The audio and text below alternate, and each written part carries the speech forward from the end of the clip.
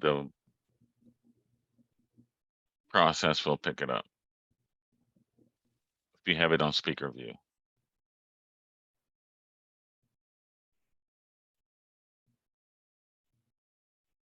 Okay, well, I guess it won't matter that I see you clicked in because Eve usually closes her eyes as long as you think it's recording me. Okay, let me get Eve. She says this is going to be an abbreviated version of last week, and then she will continue to what she was going to talk about this week.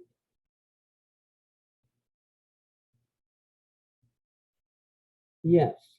Now, the song says the rain is coming. And as we said last week, not only is the rain coming, it is already here. And it has been here for thousands of years. This is a warning to all of you that are present in this physical reality and following the same timeline, that the climate change that is happening is going faster due to human activities. Now, climate change is not something new. This is something that has gone on since the very, in your terms, beginning of the planet. And as you understand it, your continents were once one giant land mass, but through changes, you now have these different continents and islands, etc. Now, this is a part of how Mother Earth expresses herself. And we will speak again about Mother Earth shortly. We wish you to understand that things are constantly changing on this planet.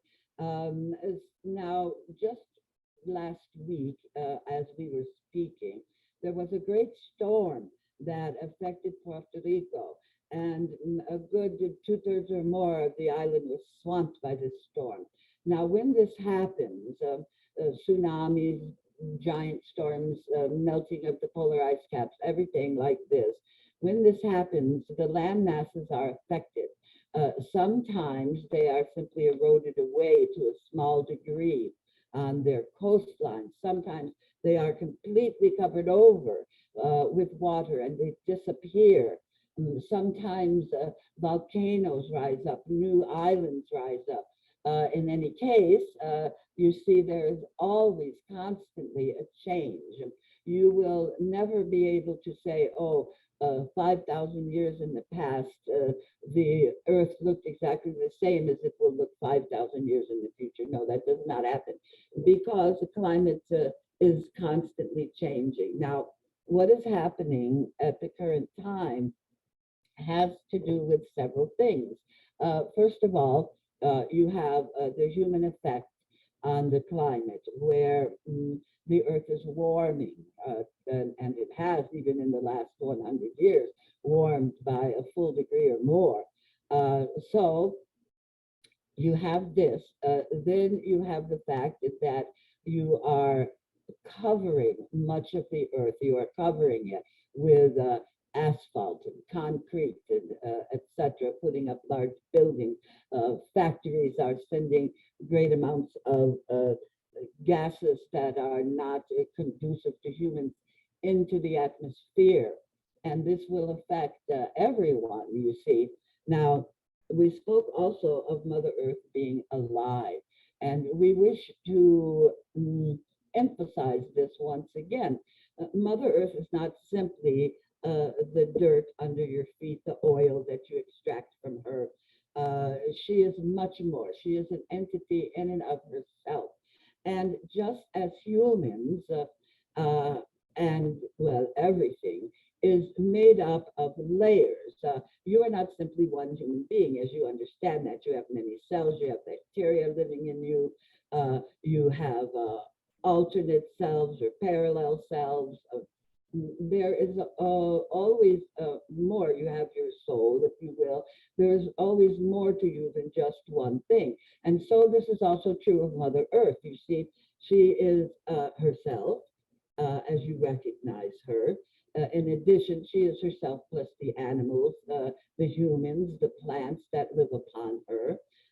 She is herself plus the atmosphere, you see, and you can go on. So there are many Mother Earths, and they are all affected by what humans do, what animals do, etc.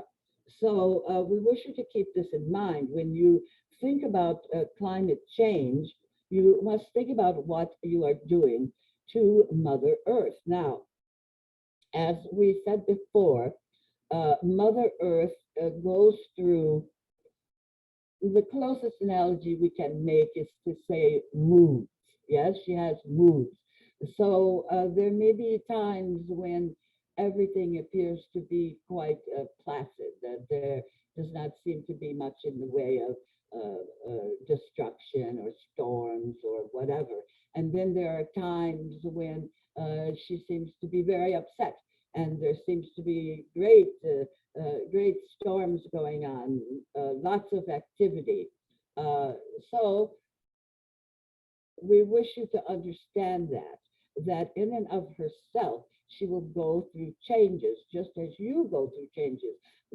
When you were little, you acted a certain way. As you grew older, the way you acted changed.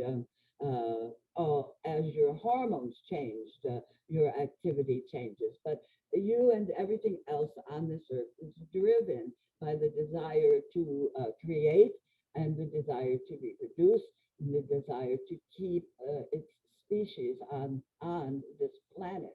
Now, as you know, there are species, hundreds every day, that are becoming extinct. And try as you might to save them, you won't. They will have chosen to leave because they are not fulfilled by what has been going on. Now, we wish to speak very briefly of war. We don't believe we covered this last time, but when you have these great wars that are going on, and we understand that these are explorations of aggression, and that these have taken place for thousands and thousands of years and will continue to take place to some degree. Although the one called Peter believes that this may change, and the one called Seth believes there will be a great change by 2075 in the way people think and create. We shall see. In any event, when you are thinking about climate change and how humans are causing it, what part of them is causing it, and what they can do to clean it up, we tell you that war is one of the great effects, one of the great things affecting Earth and affecting climate change. And this is because you see, when, say, for example, you bomb a village is bombed, and you think, oh, that's too bad, all the people have died and all the structures have been demolished. But you see, it is more than that. Not only is it the emotional things that are put out into your atmosphere, but these things affect the bombs themselves, and the destruction affects the soil, the plants, the animals, the crops that will be grown on this part of the earth at some future time. All of this is affected. You see, it's not just one thing. And because this is affected, and because it is sent out into the atmosphere, it affects each of you personally. The air you breathe, the food you eat, all of these things are affected by the wars that you are having. And the same is true of the water, the earthquakes, the tsunamis. You see, they change the face of the earth, and they change how you are affected. If, for example, Puerto Rico has another huge storm in another 5 to 10 years, it may be completely wiped out. It may no longer exist. And because of this, there will be changes to you physically. Each and every one of you will be affected. So we ask you to look at that. Now, we believe we were speaking when we were unceremoniously cut off last week about whether Mother Earth cares about you. Does she care whether you live upon her? Does she care about the animals? And the answer is no, she does not care. Mother Earth will exist quite happily on her own, whatever species happens to live upon her, you see. Now, if the human race were to all go into a giant spaceship and fly off to Jupiter or whatever to live, this would not affect Mother Earth in terms of whether her moods change. She would not miss you, you see. She has lived many times without human beings. You know about the age of the dinosaurs. You know about cavemen who were quite different to the way you are now. And there are many other Earths that existed and that do exist in parallel realities that do not have a human being upon it. And yet these Earths continue. Now, because she does not care about you personally, she continues the way that her existence is.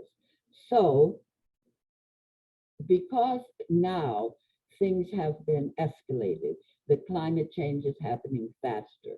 If, as a human race, you wish to stay and live upon this Mother Earth, you must respect her, you must make great changes. However, you yourselves as beings may very well have to change. And by that, we speak physically. As you are aware, throughout the history of the Earth, various animals have changed so that they can live and be accommodated in a certain environment. There are those that thrive in a desert environment, those that thrive in a wetlands environment, and on and on and on. And humans, you see, may have to do this. You may have to take a new body, so to speak, in order to continue if climate change, and it is looking this way now, if climate change continues to change the Earth and to change the temperatures. As things become hotter, you will need to have a body that can accept more heat without having heart attacks or sunstrokes or whatever. You will need to adapt. Now, how will this happen? The Peter thinks you will become a life form that instead of being based as a carbon life form, will be based as a silicon life form. And that is one possibility. Now, you know that there are many ways that animals, and of course humans are animals, make changes. They do so through natural selection. So that is one choice. They do so through mutation. That is another choice. Genetic manipulation is another choice. Intervention by aliens is yet another choice, and one that is highly probable, we would say. Now, in addition to this, we would say that this will take some time. In other words, you will not see this change through natural selection or mutation or whatever. You will not see it probably in the lifetime of all of you who are present at this meeting. It will happen gradually. You see, even if it's done through genetic manipulation, this will still take a certain amount of time. However, your future selves will see it. Your grandchildren's grandchildren will see a large part of it. But again, these things do not happen overnight unless all the humans on the Earth decide en masse for this to happen. Now, we also wanted to speak about what is in your genetic codes. As we have mentioned before, there are what you may call mutations or divergent types of humans, such as Siamese twins. There is a group of humans that are, we wouldn't say ape-like exactly, but have fur covering their entire body. And now there are animals that live in the water, in very cold, very icy waters, that have developed special forms of hair that undercoats that keep them warm, you see, even though they are in the icy waters. And so you could see where, for example, these humans that are covered with hair, they could develop such a thing if they need to live in extremely cold or extremely wet climate. There's also the possibility of mutations where humans develop gills so that if the earth becomes even more water, you can still survive. So all of these things are being kept in the gene pool in case they are needed to be called upon, you see, because as you change the earth, your bodies must change to accommodate it. Now we understand that this is short compared to last week, but we will open ourselves to questions if you have anything new.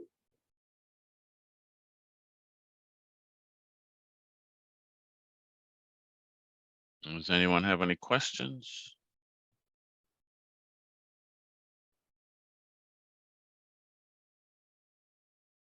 No. I have a comment. Yes. I would like to thank you for that outstanding speech. It really deals with a subject that I am very, very much into. Like, where does the human animal fit in with the rest of nature? And the thing I like about it is that you made it very clear that humans are animals, just like elephants, just like a bunch of the whale. We're not as smart as the whale, but anyway, I want to thank you for that. Well, you are most welcome. Is there more?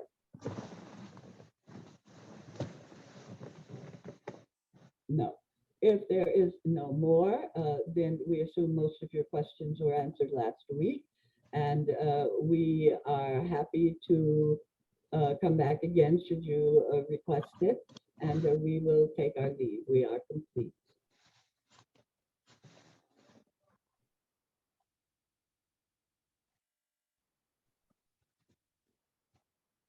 All right, thank you, Yvonne. That was awesome. You're welcome. All right, so I think we will just move to the healing portion. And did you have a song for healing the week before, or did we use the same one? I don't think we did healing last